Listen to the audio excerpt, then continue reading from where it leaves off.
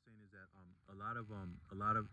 there's certain words that are like in the past there would be like something like a shibboleth in biblical times that could test a person's allegiance, but some of large sounding words, they may be impressive. One for being literate enough to have come across it and read it fluently in order to pronounce it fluently, because some things you actually need to see it written or come across it written and write it to have command of it to pronounce it.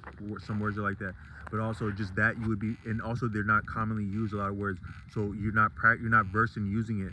So if you are able to command it fluently, that would speak to some of your background around literacy and scholarship, and maybe even professionalism situations. Just some words would actually speak to your background, and that might be what's impressive about words, or what's maybe trifling about putting on the airs of words, is that you're putting on this word, but it wouldn't seem like you would have a reason to use that word, or actually are familiar with using that word. So that might be where it's very it may be very discrediting to mispronounce a word that we're reaching for, a large word, where even were you it's clear enough what you meant to say with it, but just that you would reach for it and not have a command of it to pronounce it fluently, it a little bit defeats the purpose of reaching for that word. So sometimes I hear that, like I heard that, I was watching, there's actually, but it doesn't mean that someone's not intelligent, because I was watching a really great YouTuber, outstanding information that's not available otherwise, and I want to use the word recondite with this to offer a word that a heavy word that I was reaching for in another video that I picked up from Arthur Avlon, and he has nothing but recondite information. But I heard him one time reach for the, I'm not taking shots, but just as an example, he was reaching for the word exacerbate. That means like make something worse. So another cool word is iatrogenics. That's actually some of what I've talked about on this video. So when you have a helper, a healer, a helper, a healer, a helper, a healer, and they fuck around and fuck up something worse than had been fucked up to be presented to them, that's iatrogenics, because that's harm done by a healer, or maybe a person. It doesn't. Maybe you could extrapolate is another word, which means that you reason with what you're given and you make another assumption.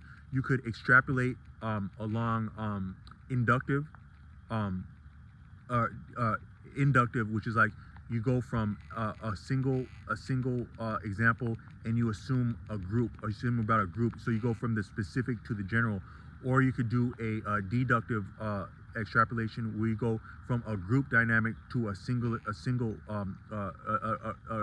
element or a value of a group, and you extrapolate meaning upon a single member of that group, or a single item would be deductive extrapolation. But that's still extrapolation. But then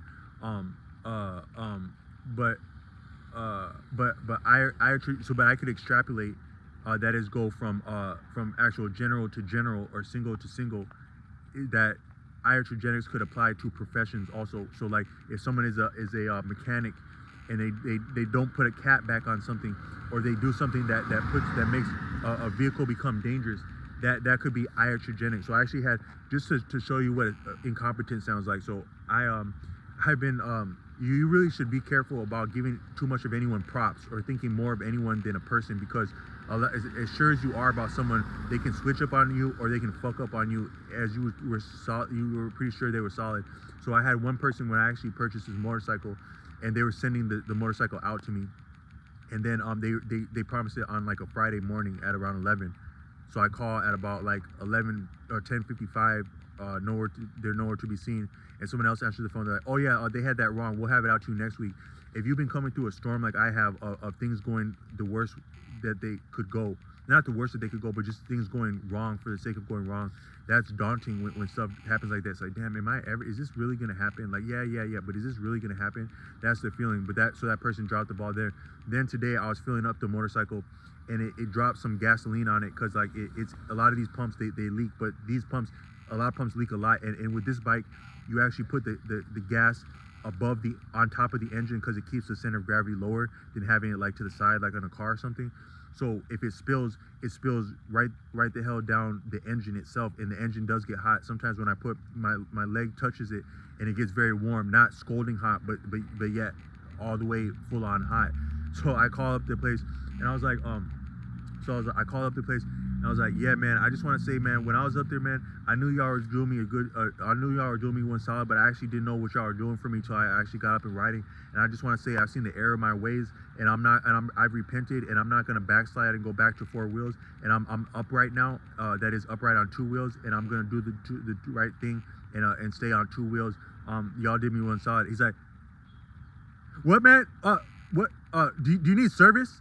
And I was like, it's kind of funny because like this life is so exact and there's no mistakes. And so if you have money on the table or you mean to get over on someone, they're gonna know exactly what the hell you meant. People know what the hell you mean at all times. And if they don't know what the hell you mean, that's actually a cause of, that's a question.